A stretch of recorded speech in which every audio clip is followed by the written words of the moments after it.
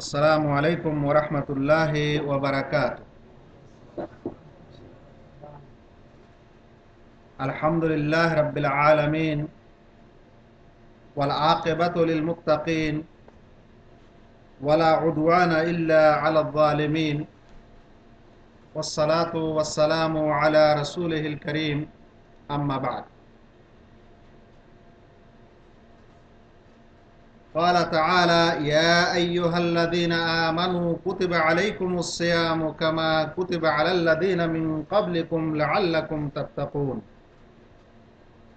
উপস্থিত দিনী বন্ধুগণ, আল্লাহ রাব্বুল আলামিনের যাবতীয় প্রশংসা এবং প্রিয় নবী মুহাম্মদ মুস্তাফা সাল্লাল্লাহু আলাইহি ওয়াসাল্লামের প্রতি অনেক অনেক দরুদ ও সালাম বর্ষিত হোক। আল্লাহুম্মা সাল্লি আলাইহি আল্লাহুম্মা বারিক আলাইহি। আমরা শাবান মাসের প্রায় অর্ধেক সময় শেষ করে ফেলেছি, আর মোটামুটি 2 সপ্তাহ পর রমজান মাস বা রোজা চলে আসবে ইনশাআল্লাহ। এই সময়ে আমরা যে বিষয়ে আপনাদের সামনে আলোচনা করার জন্য নিয়ত করেছি, ইচ্ছা করেছি, সেই বিষয়টি হলো রোজার প্রস্তুতি কেমন হওয়া প্রয়োজন, আমাদের কিভাবে রোজার প্রস্তুতি নেওয়া দরকার। বন্ধুগণ, যদি আপনি একটা খবর পান, সংবাদ পান যে সন্ধ্যাবেলায় অমুক জায়গায় কিছু কাজ করার স্কোপ আছে, আপনার ডিউটির শেষে, আমাদের ডিউটির শেষে সন্ধ্যাবেলায় কিছু কাজ করার স্কোপ আছে, তাহলে আপনি কি করবেন? অবশ্যই সেই সুযোগটা গ্রহণ করার চেষ্টা করবেন। এর চাইতে স্পষ্ট উদাহরণ হচ্ছে যে যদি আপনি কিছু করার চেষ্টা করেন, ধরেন একটা দোকান করার চেষ্টা করেন, ইচ্ছা করেন, তাহলে অবশ্যই আপনি কি করবেন? একটা প্ল্যানিং করবেন যে আমার দোকানটা শহরের কোথায় হওয়া দরকার বা মোড়ের কোথায় হওয়া দরকার, দোকানটা কতখানি বড় হওয়া দরকার, দোকানে কতগুলো মাল থাকা দরকার এবং কি কি মাল থাকা দরকার, দোকানটা কখন খুলতে হবে, কখন বন্ধ করতে হবে, দোকানে কারেন্ট লাগবে, ফ্যান লাগবে না এসি লাগবে না আর কিছু লাগবে, এসব কিছুর পরিকল্পনা আমরা করি না? অনুরূপ যদি একটা বাড়ি তৈরি করি তাহলে সেটাও এরকম পরিকল্পনা করি। আমরা দুনিয়ার বিষয়ে একটা পরিকল্পনা করি, কিন্তু সত্যিকার অর্থে যখন আল্লাহ রাব্বুল আলামিনের একটি বিশেষ বিধান, ইসলামের একটি বিশেষ রুকুন আসছে, তার একটা মৌসুম, একটা সিজন আসছে, সেই সময়ের জন্য কিন্তু দেখা যায় আমরা অনেকেই প্রস্তুতি নেই না বা করি না। এমনকি চাঁদ উঠেছে না উঠেনি সেই খবরটাও আমরা নিজে না শুনে মানুষের কাছে শোনার চেষ্টা করি। আর অনেক সময় দেখা গেল প্রথম রাতের বা প্রথম যেটা রোজা সেটা অনেকেই করেন। বলে কেন ভাই? বলে সংবাদ পায়নি। তার মানে কি এ মানুষ প্রস্তুতি নিয়েছিল? তার মানে কি এই মানুষ নিয়ত করেছিল, ইচ্ছা করেছিল? ওর নিয়ত ইচ্ছাই ছিল না, সেই কারণে ওর কাছে ওই রাতটাও সমান আর তার আগের রাতগুলিও সমান, সেই কারণে ঘুমিয়ে গেছে এবং তার রোজা হয়নি। এই সমস্যাটা আমরা দেখতে পাই না? অনেক সময় আমরা এই সমস্যা দেখতে পাই। তাই বন্ধুগণ, যখন আমরা দুনিয়াবী বিষয়ে কোনো জিনিসের জন্য প্রস্তুতি নিতে চাই বা নিই, তখন আল্লাহ রাব্বুল আলামিনের কোনো এক বিধানের ব্যাপারে আমরা কেন প্রস্তুতি নিই না বা নিতে চাই? আমাদের প্রস্তুতি নিতে হবে, রোজার প্রস্তুতি নিতে হবে। কিন্তু দুঃখের বিষয় হলো এই যে রোজার প্রস্তুতি বলতে আমরা কি বুঝি বা কি করে থাকি। আপনি যদি দেশের মানুষকে দেখেন বা স্বয়ং নিজের মধ্যেই একটু চিন্তা ভাবনা করেন, তাহলে রোজা আসছে, মানুষ চিন্তা করে যে এই রোজার মাসের জন্য একটু খরচের বাজেটটা আমি বেশি করে রাখি। একটা প্রস্তুতি নেয় মানুষ, এটা প্রায় মানুষ নেয় যে আমার পরিবার পরিজন যাদেরকে আমি 500 বা 700 রিয়াল দিতাম, এই মাসে আমি 1000 রিয়াল দিব, এরকম একটা প্রস্তুতি থাকে। ঠিক আছে, আমরা প্রস্তুতি হিসাবে দেখি যে রোজা শুরু হওয়ার আগের সপ্তাহে মার্কেটের বেশিরভাগ খাদ্যদ্রব্য গায়েব, মানে শেষ, মানুষ কিনে ফেলেছে। অন্যান্য দিনের জন্য খাওয়া দাওয়ার প্রস্তুতি যেমনই হোক না কেন, রোজার মাস আসছে বলে দেখা গেল চাল ডাল আর অন্যান্য জুস বা জুস তৈরিকরণের উপকরণ এসব কিছু কিনার একটা হিড়িক শুরু হয়ে যায়, যে কারণে বাজারের জিনিসপত্রই প্রায় শেষ হয়ে যায়, কম করে হলে জিনিসপত্রের দাম বেশি হয়ে যায়। এতখানি প্রস্তুতি আমরা করি, যদিও আমি বলছি না যে এই প্রস্তুতিটা নাজায়েজ, কারণ এরকম প্রস্তুতি যদি ভালো করে ইবাদত করার উদ্দেশ্যে হয় তাহলে অবশ্যই সেই প্রস্তুতিটা কি ভালো। কিন্তু এর চাইতেও যেটা বড় প্রস্তুতি আমাদের হওয়া দরকার সেটা কিন্তু আমরা করি না, আমরা এতটুকুই করার চেষ্টা করি। অনেকে একটু আতর টাতর কিনে নিয়ে আসে, যে রোজার মাস আসছে একটা, বা অনেকে দেখা গেল যে সুটকেসের ভিতর থেকে আপনার এটেচির ভিতর থেকে দুই একটা পাঞ্জাবি জামা দুই একটা টুপিও বের করে নিল, এটা প্রস্তুতি করে। কিন্তু আসলে কি এই প্রস্তুতিটা আমাদের প্রয়োজন, না এর চাইতেও কোনো বড় প্রস্তুতি আছে যেটা আমাদের প্রয়োজন আছে?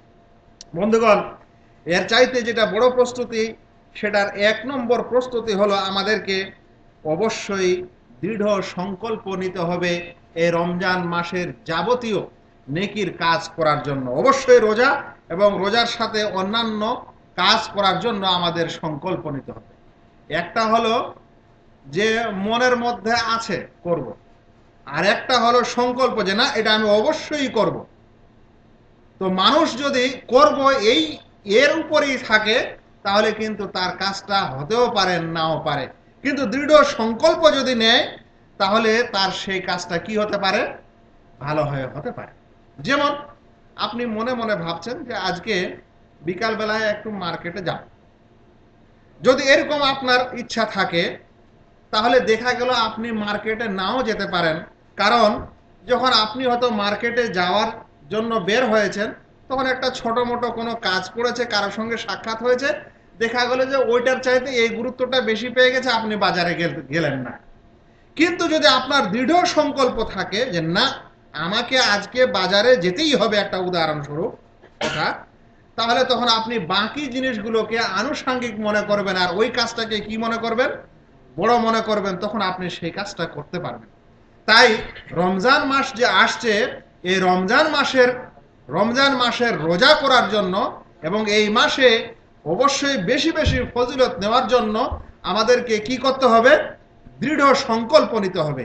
যদি আমরা দৃঢ় সংকল্প নিতে পারি বা করতে পারি তাহলে আমাদের সেই কাজটা করা সম্ভব হবে এবং সহজ হবে। মনে রাখবেন, যদি কোনো ব্যক্তি দৃঢ় সংকল্প নেয় তাহলে তার কিছু লাভ আছে। একটি হাদিস শুনেন, আল্লাহ রসুল সাল্লাল্লাহু আলাইহি সাল্লাম এই হাদিসটি আল্লাহ রাব্বুল আলামিন থেকে বর্ণনা করেন।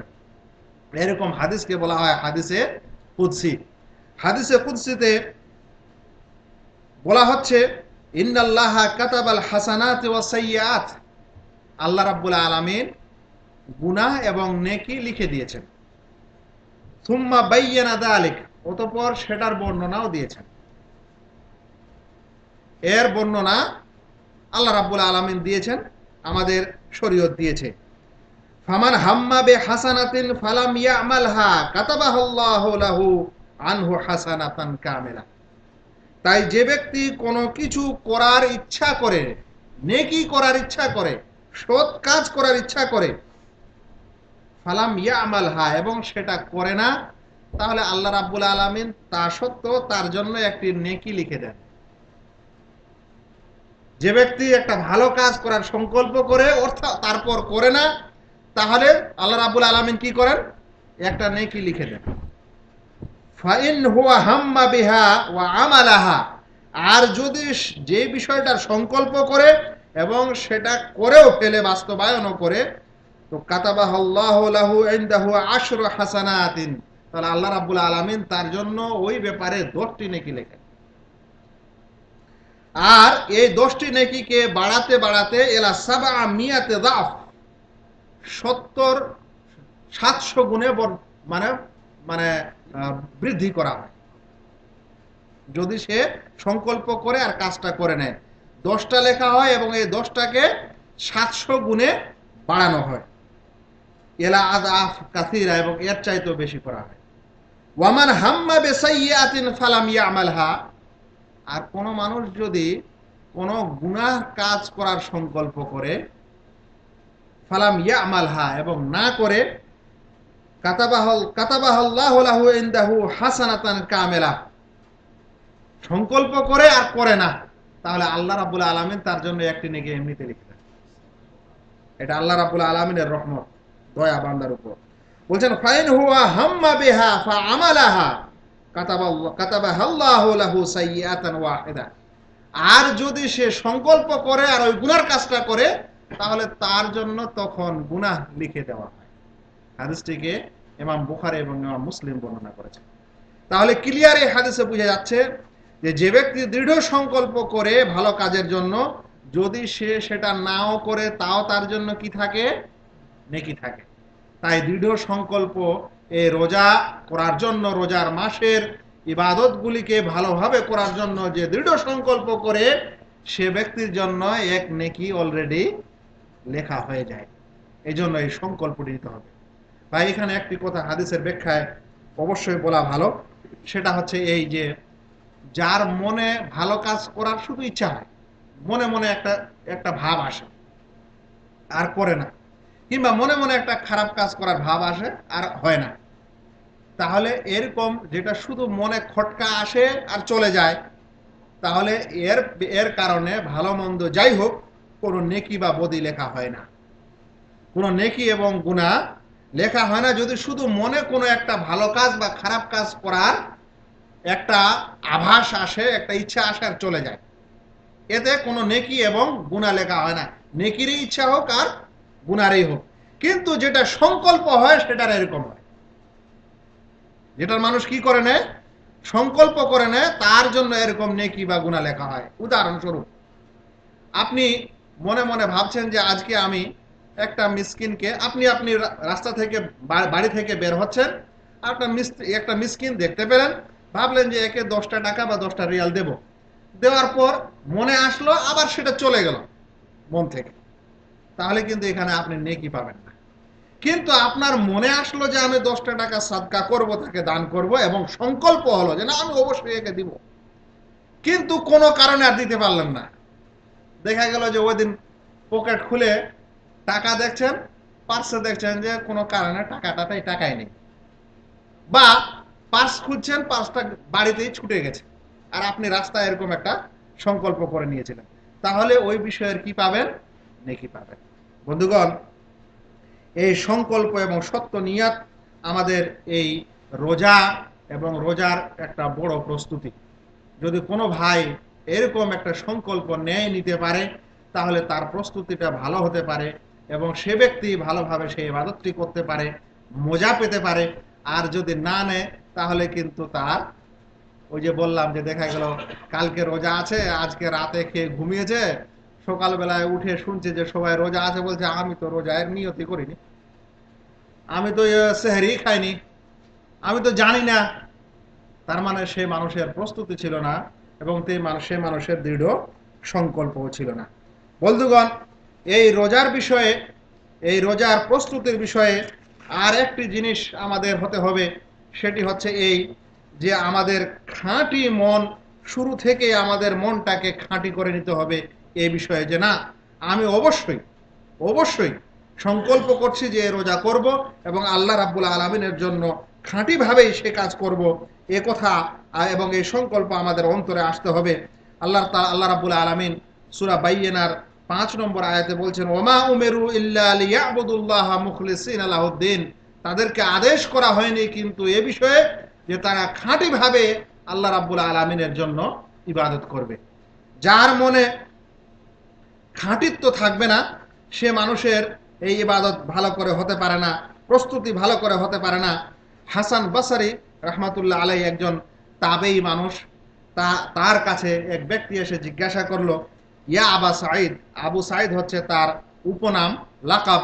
বলছেন, ইয়া আবা সাঈদ উজাহেজু তহুরি, আমি অজুর পানি প্রস্তুত করি, ওয়া আস্তাইদু লিকিয়ামিল লাইল, এবং রাতে তাহাজ্জুদের নামাজ পড়তে উঠবো, এর জন্য প্রস্তুতি নিই মনে মনে, আর এই প্রস্তুতি স্বরূপ আমি পানিও নিয়ে এসে রাখি।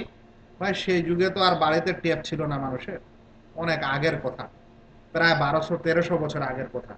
বলছেন যে পানিও আমি নামাজ রাতে উঠবো, তাহাজ্জুদের নামাজ পড়বো, সেই কারণে আমি পানিও নিয়ে আসি, প্রস্তুতিও নিই, অতঃপর আমি রাতে উঠতে পারি না, এর কারণ কি? এটা কাকে জিজ্ঞাসা করছেন? হাসান বসরি রাহমাতুল্লাহ আলাইকে। তখন তিনি বললেন যে কাইয়াদাতকা যুনুবুকা, তোমাকে তোমার গুনাহসমূহ পায়ে শিকল দিয়ে রেখেছে, তোমাকে শিকল দিয়ে বেঁধে রেখেছে, বন্দী করে রেখেছে তোমার গুনাহগুলো, সেই কারণে তুমি পারো না। তো ভাই, আমরাও যখন কোনো সংকল্প করতে চাচ্ছি, কাজ করতে চাচ্ছি, আবার পারছি না, তার কারণ হলো যে আমাদের গুনাহগুলো আমাদেরকে বন্দী করে রেখেছে, আর এটাই আমাদেরকে সেই সংকল্প করার পর সে কাজ করতে দিচ্ছে না। সে কারণে আমাদের এই প্রস্তুতি স্বরূপ অবশ্যই আমাদেরকে এরকম হতে হবে, মনে রাখতে হবে যে আমাদেরকে পূর্ণরূপে আল্লাহ রাব্বুল আলামিনের দিকে ফিরে যেতে হবে, গুনাহসমূহের তওবা করার পর তার দিকে ফিরতে হবে। অতঃপর আমরা এই রোজার বিষয়ে প্রস্তুতি নিতে পারি বা ভালো প্রস্তুতি নিতে পারি, নচেত আমাদের এরকমই স্বাভাবিকভাবে দিন যাবে এবং দেখা গেল যে সেটা রোজা চলে আসলো, সব কিছুই আসলো, আমরা কিছু করতে পারলাম না। রোজার একটি আরো বড় প্রস্তুতি হচ্ছে যে যে সমস্ত দুনিয়ার কাজ মানুষের প্রয়োজনে মানুষ করে থাকে, সেগুলো একটু কনসিডার করতে হবে। আমি ওই রোজার মাসটাকেও অন্যান্য মাসের মতো করে রাখবো, তাহলে কি আর রোজার মাসটাকে আমি প্রাধান্য দিলাম? আমি রোজার মাসেও 12 ঘন্টা ডিউটি করব, কিংবা 10টা পার্ট টাইম করব, আর অন্যান্য দিনেও করব, তাহলে কি আমি রোজার মাসকে প্রাধান্য দিলাম? আর যদি আমি এরকম করি, তাহলে রোজার জন্য কি আমি আর বেশি সময় দিতে পারবো না? সেজন্য রোজার প্রস্তুতি স্বরূপ হবে এই যে আপনার রোজার মাসের রুটিনটা একটু কি হবে, ভিন্ন হবে, অন্যান্য দিনের চাইতে, অন্যান্য সময়ের চাইতে একটু আলাদা হবে। অন্যান্য সময়ে আপনার ডিউটি ছাড়া যদি আপনি 4 ঘন্টা কোনো কাজ করতেন, তাহলে সেটা আপনাকে কমাতে হবে এবং সেটা ইবাদতের জন্য নির্দিষ্ট করতে হবে। তাহলে আপনি কি করতে পারেন, এই রোজার মাসের একটি প্রস্তুতি আপনি নিতে পারেন। আমি আজকে আপনাদেরকে একটা প্রস্তুতির নমুনা একটু পরে শোনাবো এবং সেটা আপনাদের মাঝে বিতরণও করবো ইনশাআল্লাহ। আপনারা সেই নমুনাটা শোনার চেষ্টা করবেন এবং পড়ার চেষ্টা করবেন। বলছিলাম যে অবশ্যই রোজা, যেহেতু যদি আমরা বিশ্বাস করি যে না, রোজা একটি এমন ইবাদত যেটা আমার উপর জরুরি, যদি আমরা বিশ্বাস করি যে না, রোজা একটি এমন মাস যে মাসে আমাদের সমস্ত গুনাহ ক্ষমা হতে পারে, যদি আমরা বিশ্বাস করি যে রোজা একটি এমন মাস যে মাসে আমি জাহান্নাম থেকে মুক্তি পেতে পারি, যদি আমরা মনে করি সব কিছু বিশ্বাস রাখি, তাহলে অবশ্যই কিন্তু আমাদেরকে দুনিয়ার কাজকর্ম কিছু ছাড়তে হবে। বন্ধুগণ, অনেক মানুষ দেখা গেছে, অনেক হাফেজকে দেখা গেছে, বছরে যখন কোনো সময় পায়নি, তখন এই মাস সবকিছু বন্ধ করে দিয়ে কোরআন শরীফের শুধু মুরাজা করেছে, কোরআন শরীফ শুধু রিভাইজ দিয়েছে। বড় বড় আলেমকে দেখা গেছে যে তারা রোজার মাসে অন্যান্য কাজ বাদ দিয়ে নিজের লাইব্রেরিতে এই দিনের খিদমত এবং এই কোরআন শরীফের তেলাওয়াত এইসব কিছু করার জন্য নিজেকে ফারেক করে রেখেছেন, অন্য কাজে নিজেকে নিয়োগ করেননি, নিযুক্ত করেন, মানে দুনিয়াবি কাজকর্মে নিযুক্ত করেন।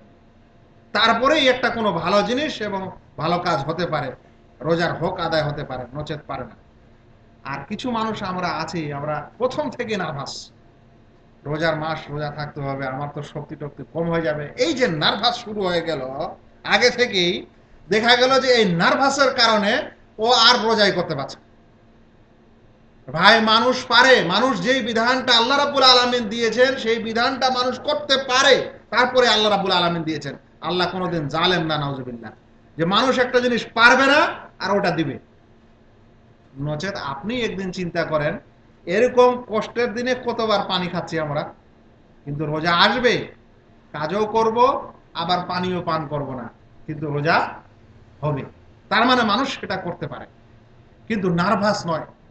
আপনি একটু কাজ কমান, আপনি একটু দুপুরের সময়, রোদের সময়ের কাজটা কমান, সেটা আপনাকে আপনার মানে মালিককে হোক আর আপনার কোম্পানিকে বলে রিকোয়েস্ট করে যেমন করে হোক করান, তাহলে আপনার সেই কাজটা করতে সুবিধা হবে আর রোজার মাসের ইবাদত করতেও সুবিধা হবে। আর যদি মনে করেন যে এত বড় দিন, ঋতু বা শুরু, আর এখানে কাজ করব কেমন করে রোজা হবে, আগে থেকেই যদি এরকম ভুলমুল শুরু হয়ে যায়, তাহলে দেখবেন যে আপনি আর এই রোজা করতে পারছেন না।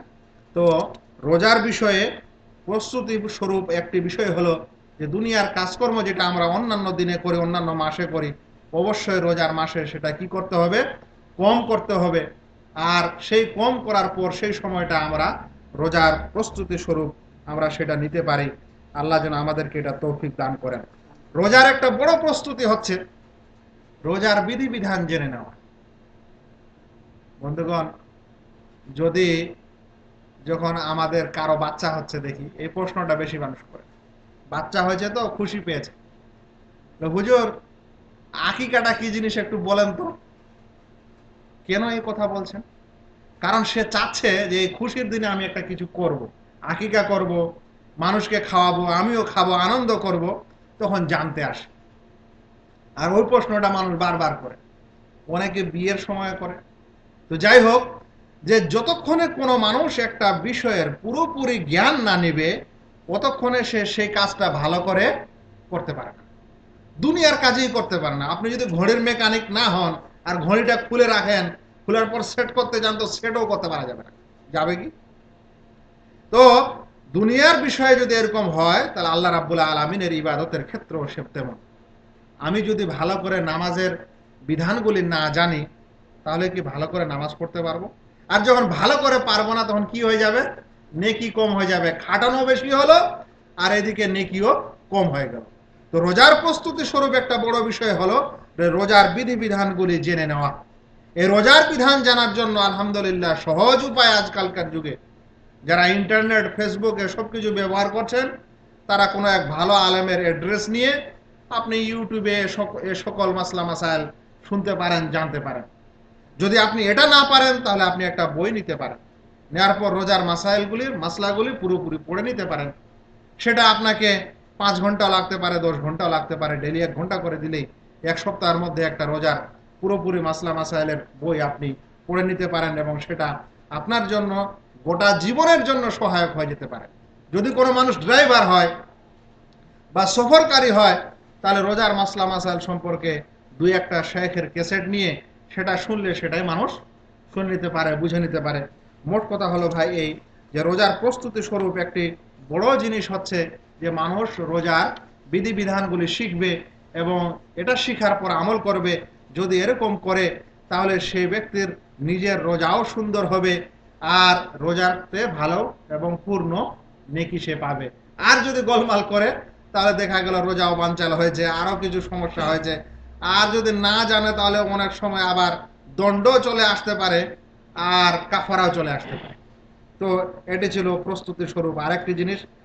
আর একটি বড় প্রস্তুতি হলো আল্লাহ রাব্বুল আলামিনের কাছে দোয়া করা, যে আল্লাহ যেন আমাকে এই রোজার মাসে জীবিত রাখেন, যেন আমাকে এই রোজার মাসে সুস্থ রাখেন, যেন আমাকে এই রোজার মাসে আসলেই ভালো বেশি বেশি করে ইবাদত করার তৌফিক দান করেন। নচেত ভাই, আল্লাহ রাব্বুল আলামিনের তৌফিক ছাড়া কেউই কোনো কিছু করতে পারে না। দেখা গেল যে রোজা শুরু করেছে ঠিকই, কিন্তু রোজার ওই প্রথম দিনেই সে অসুখ হয়ে গেল, কিংবা রোজা করার ইচ্ছাও করেছিল, সংকল্পও করেছিল, রোজার বিষয়গুলো পড়েও ছিল, আল্লাহ রাব্বুল আলামিন রোজা আসার আগেই তাকে মৃত্যু দিয়ে দিলেন। হতে পারে কি পারে না? সেজন্য এই সকলের এই রোজার প্রস্তুতির স্বরূপ একটি বড় বিষয় হলো যে আল্লাহ রাব্বুল আলামিনের কাছে দোয়া করা, যে হে আল্লাহ, যেন রোজা ভালোভাবে আমার কাছে আসে এবং আমিও ভালোভাবে এই রোজার মাসে জীবিত থাকতে পারি।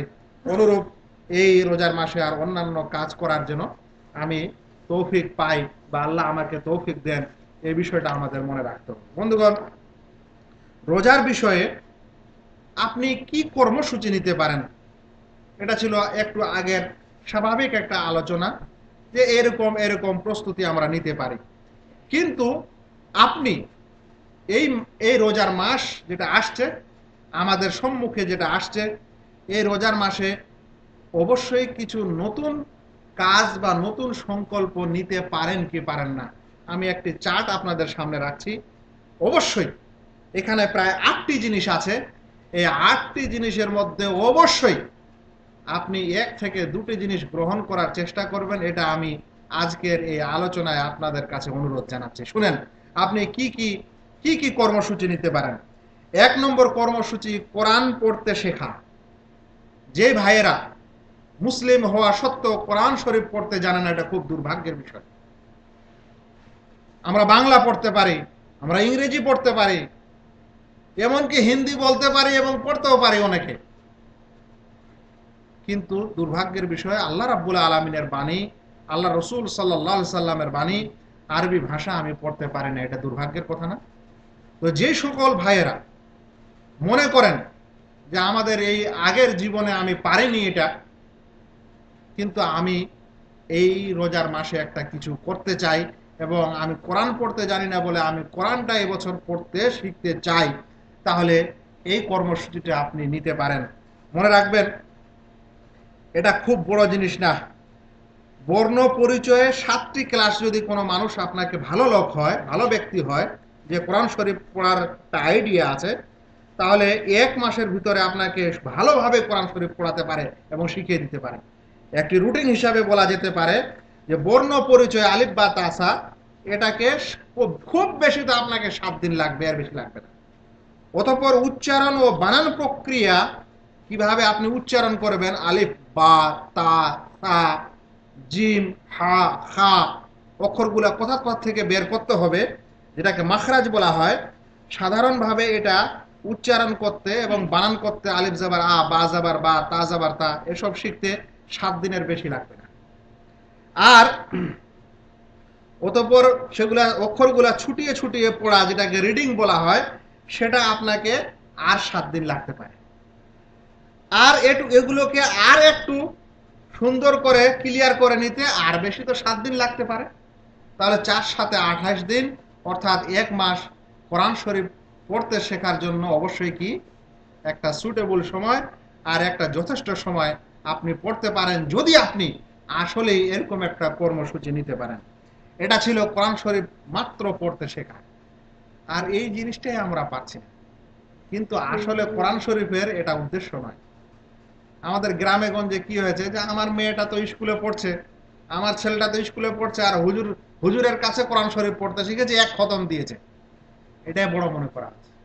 ভাই, কোরআন শরীফ রিডিং পড়তে শেখাটা নেকির কাজ বটে, কিন্তু এটা আসলে কোরআন শরীফের কিছুই হক আদায় হয়নি, শুধু পড়তে শেখা হয়েছে। যেমন আপনি একটা বাংলা পড়া পড়তে শিখেছেন মাত্র, এখানে কোরআন শরীফ পড়তে শিখে নেকি কামাতে শিখেছে বটে, কোরআন শরীফের মানে বুঝে না, কোরআন শরীফের উদ্দেশ্য বুঝে না, কোরআন শরীফের কিছুই বুঝলো না, খালি রিডিং পড়তে শিখেছে। তো এতটুকুই আমরা পাচ্ছি না। এরপরে যে ভাই কোরআন শরীফ আমরা পড়তে জানি, তাদের জন্য দ্বিতীয় কর্মসূচি হচ্ছে এই যে কোরআন খতম করা এবং কোরআন বুঝে খতম করা।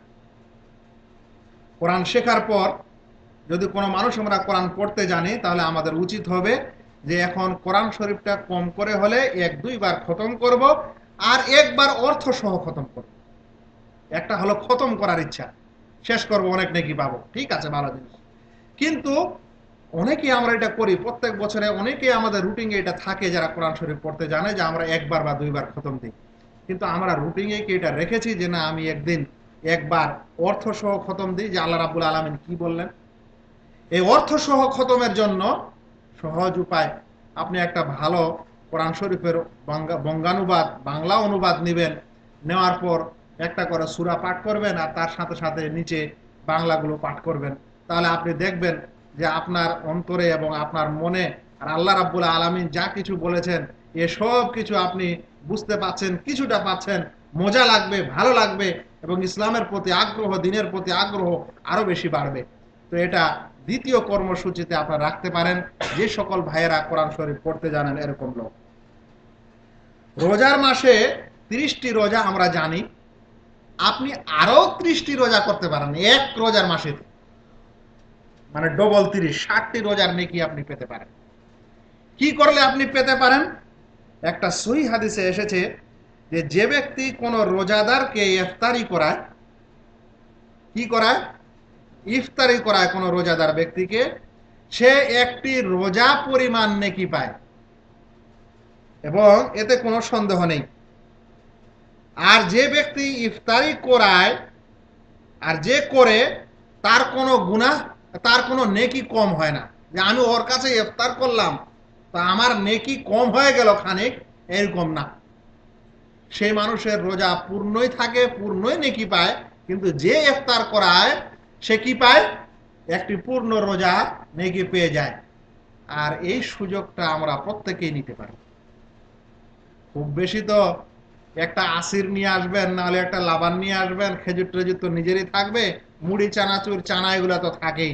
আর এরকম এক বন্ধুকে বা এক ভাইকে যদি আপনি ইফতার করান, তাহলে আপনি ডবল ডবল রোজা করে যাচ্ছেন। আর যদি না পারেন, তাহলে যেখানে এখানে ইসলামী সংস্থা আছে সেখানে পয়সাটা দিয়ে দিলেই আপনার হয়ে তারা মানুষকে ইফতার করাই দিতে পারে। কিন্তু আমরা দুর্ভাগ্য বিষয়, আমরা দেখি যে আমরা একটু মানুষকে খাওয়া দাওয়ার ব্যাপারে একটু যেন কৃপণ।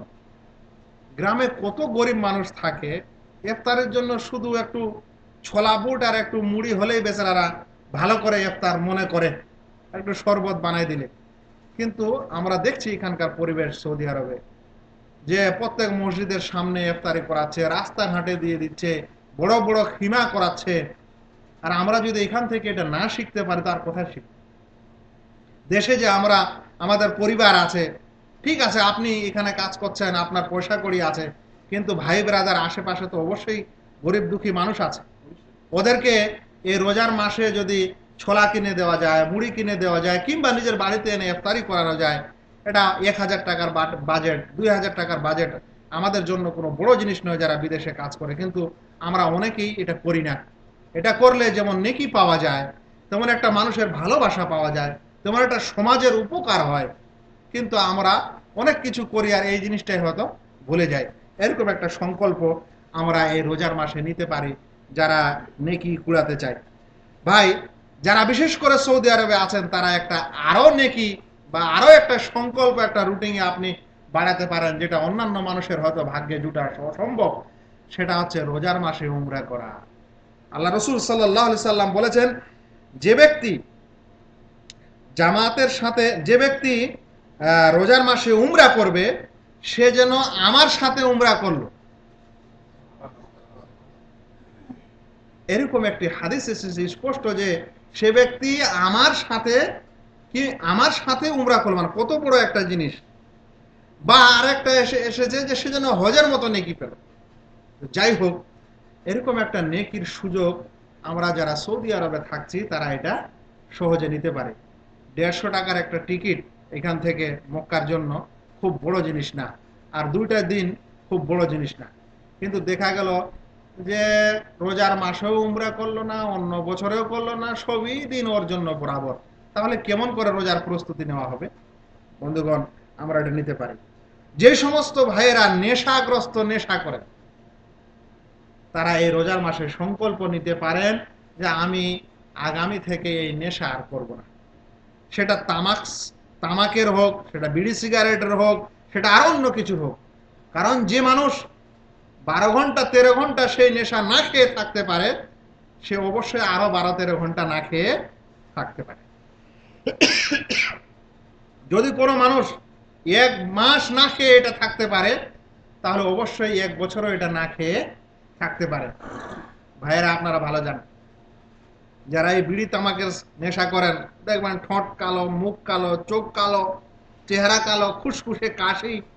কিন্তু যখনই একটা লোক এটা ছেড়ে দেয়, দেখবেন মাসখানের মধ্যে নয়, সপ্তাহের মধ্যেই একটা শরীরে আর একটা তার মুখে একটা উজ্জ্বল ভাব শুরু হয়ে যায়। আর আল্লাহর উদ্দেশ্যে ছেড়ে দিলে আল্লাহ রাব্বুল আলামিনের কাছে অনেক নেকিও হতে পারে।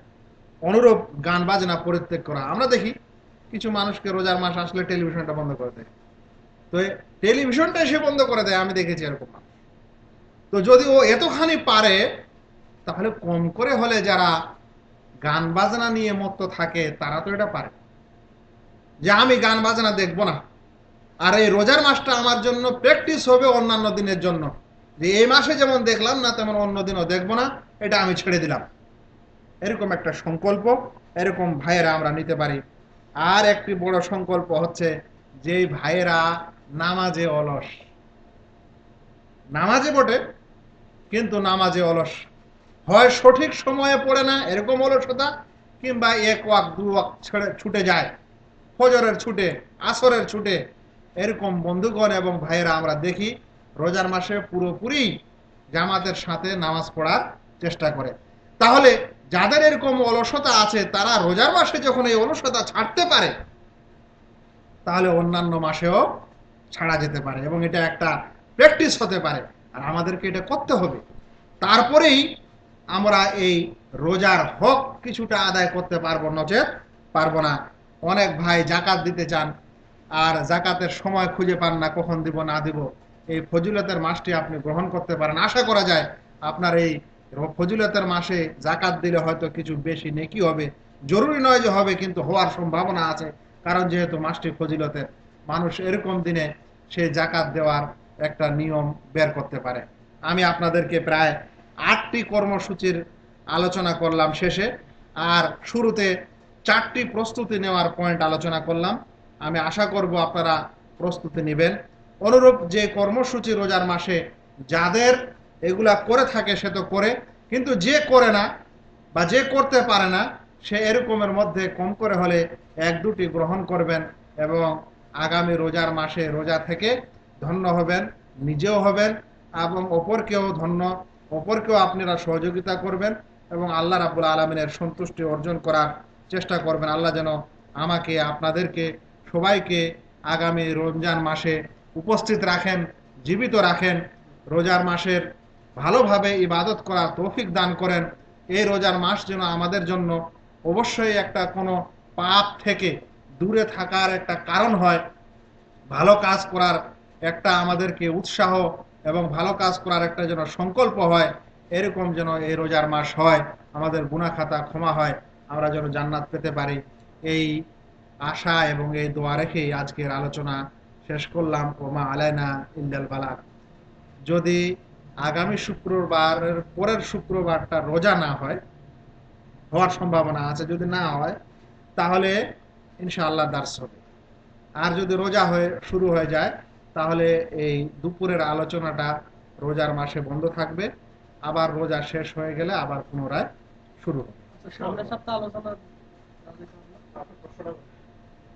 ভাই, আমি কিছুদিন আগে বলছিলাম যে বর্তমানে সবার দোয়া করা দিয়ে গেছে। এটা আমাদের দেশে অনেক সময় বলেন যে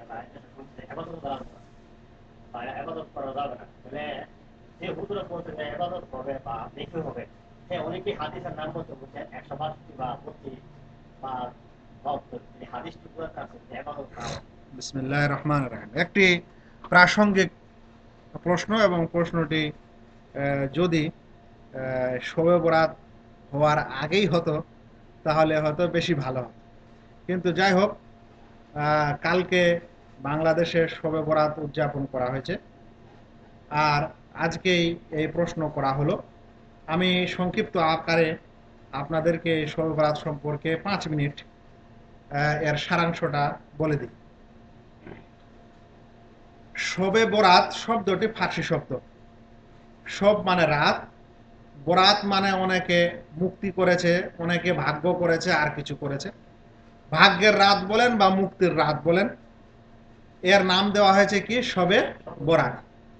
আমি আপনাদেরকে এর আগেও বলেছি, যখন শরীয়তের কোনো নাম ফার্সি, উর্দু বা বাংলা হবে তখন আমাদেরকে বুঝে নিতে হবে যে এই পরিভাষাটা কোরআন এবং সুন্নতের নয়, নাকি কোরআন এবং সুন্নতের ভাষা হলে ওটা কিসে হবে? আরবি হবে। যখন শবে বরাত বলা হচ্ছে তখন সেটা আরবি হচ্ছে না, ফার্সি হচ্ছে। এখানে একটা সন্দেহ পোষণ করা যেতে পারে যে এই নামটা এবং ওই পরিভাষাটা যেহেতু আরবি হচ্ছে না, শরীয়তের পরিভাষা হচ্ছে না, তাহলে অন্য জায়গা থেকে আসেনি তো? এটা সন্দেহের অবকাশ রাখে, 1 নম্বর। দ্বিতীয় নম্বর, কোরআন এবং সুন্নতে এই রাতটাকে, কোরআনে তো নেই, সত্যিকার অর্থে সংক্ষিপ্ত আকারে বলছি, কোরআনের শবে বরাত সম্পর্কে কোনো আয়াত নেই যেটা শবে কাদার বা লাইলাতুল কাদারের আয়াত এবং মর্যাদা, সেই মর্যাদার রাতটার ব্যাখ্যা শবে বরাতের নামে অনেকে চালাই দিয়েছে। নচেত কোরআন শরীফের শবে বরাত সম্পর্কে কিছু নেই। বাকি থাকলো হাদিসে বা সুন্নতে শবে বরাত বলে কোনো নাম নেই, এসেছে লাইলাতুন নিসফে মিন শাবান, শাবান মাসের মধ্যরাত, মানে 14 তারিখ দিবাগত রাতকে লাইলাতুন নিসফ মিন শাবান হাদিসে এসেছে। এখন এই হাদিসে যে এসেছে, এই হাদিসগুলি কি কি? তিরমিজি শরীফের একটি হাদিসে এসেছে লাইলাতুন নিসফ মিন শাবানের সম্পর্কে। ইবনে মাজায় প্রায় 3টি হাদিস এসেছে, আরো কিছু হাদিসের বইতে এসেছে, তবে বুখারী মুসলিমে কিছু আসেনি। যেটা তিরমিজি শরীফের হাদিসে এসেছে সেটা আপনারা প্রায় বারংবার হুজুরের মুখ দিয়ে শুনেন, কিন্তু হাদিসটাই শুনেন ইমাম তিরমিজি তারপরে কি বলেছেন সেটা শোনানো হয় না। হাদিসটা কি? হাদিসটি হচ্ছে হযরত আয়েশা রাদিয়াল্লাহু তাআলা আনহা একদিন আল্লাহ রসুলকে নিজ বিছানায় পেলেন না, খুঁজে দেখছেন তো জান্নাতুল বাকিতে বা বাকিউল গারকাদে তিনি দোয়া করছেন। ফিরে আসলেন আল্লাহ রসুল হযরত আয়েশাকে বলছেন, তুমি কি মনে করছো যে আমি তোমার উপর বেইনসাফ করছি? তুমি কি ভাবছো যে তোমার কাছ থেকে আমি অন্য স্ত্রীর কাছে চলে গেছি, এরকম ভাবছো কি? এরকম না, আমি জান্নাতুল বাকিতে গেছিলাম, কারণ আজকে একটি এমন রাত যেই রাতে আল্লাহ রাব্বুল আলামিন বানু কালব গোত্রের ছাগলের লোমের অধিক পরিমাণে মানুষকে ক্ষমা করে। এই হাদিসটি তিরমিজিতে এসেছে, কিন্তু ইমাম তিরমিজি হাদিসটি বর্ণনা করার পর সঙ্গে সঙ্গে বলছেন যে আমি এই হাদিসটি, মানে যেটা বর্ণনা করা হলো, এই হাদিসটি আমি অমুক লোক ছাড়া অন্য কোন সূত্রে শুনিনি। হাজ্জাজ বিন আরতাত নাম তার, সেই রাবীর বর্ণনাকারী বলছে ও ছাড়া অন্যের সূত্রে আমি এটা শুনিনি, এবং আমি আমার শিক্ষক ইমাম বুখারীকে বলতে শুনেছি তিনি এই হাদিসটাকে জয়ীফ বলতেন। সামিআতু মুহাম্মাদান ইউযাইফু হাযাল হাদিস, এই ইবারতটি এসেছে। আমি ইমাম বুখারীর কাছ থেকে শুনেছি তিনি এই হাদিসটাকে দুর্বল এবং জয়ীফ বলতেন। তাহলে হাদিসটা জয়ীফ এটা স্বয়ং ইমাম তিরমিজি বলছেন এবং ইমাম বুখারী বলছেন। তাহলে এরকম একটা হাদিসকে আমরা দলিল হিসাবে কেন গ্রহণ করব? এটা হলো প্রশ্নবোধক চিহ্ন।